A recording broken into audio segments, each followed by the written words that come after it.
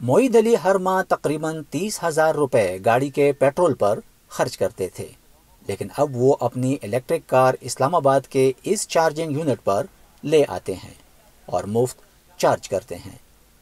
اسلام آباد کے وسط میں یہ چارجنگ سہولت پاکستان اسٹیٹ آئل کے تعاون سے 1 ماہ قبل نصب کی گئی ہے اور ابتدائی طور پر 3 ماہ کے لیے مفت ہے۔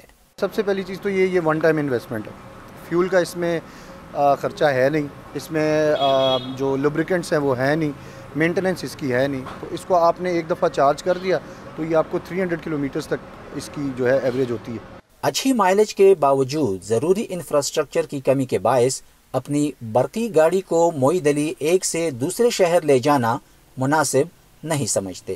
ہمارے پاس الیکٹرک چارجز انفارچونیٹلی تھوڑے سے کم ہیں، وہ اگر الیکٹرک چارجز انسٹال ہو جائیں یہاں پہ تو لوگ اور ان گاڑیوں کی طرف آئیں۔ جتنا زیادہ اس کے چارجنگ سٹیشنز ہوں گے اتنی زیادہ یہ چیز پروموٹ ہوگی۔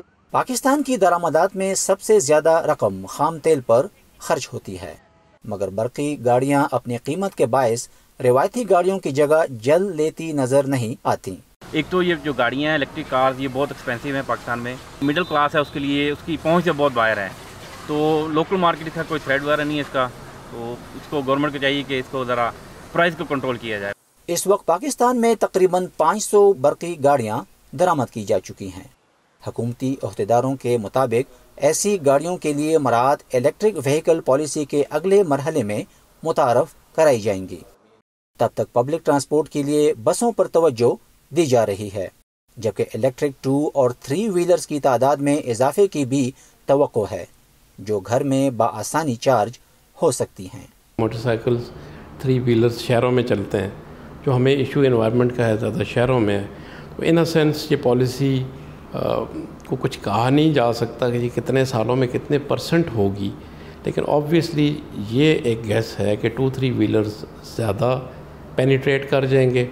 4 ویلر جیسے آپ نے دیکھا کہ آ بھی رہی ہیں، امپورٹ بھی ہو رہی ہیں، دونوں چیزوں پہ فوکس ہے کہ امپورٹ کو بھی فیسیلیٹیٹ کیا جائے ٹو سرٹن ایکسٹینٹ اور local manufacturing of 4 wheelers EVs کو بھی کیا جائے۔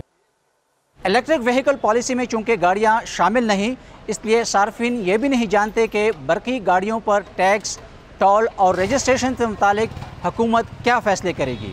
گاڑیاں پہلی ہی مہنگی ہیں اور چارجنگ پورٹس کم، اس لیے انہیں خریدنے کے بارے میں مارکیٹ میں اس وقت زیادہ گرم جوشی نظر نہیں آ رہی ہے۔ نظر الاسلام، وائس آف امریکہ، اسلام آباد۔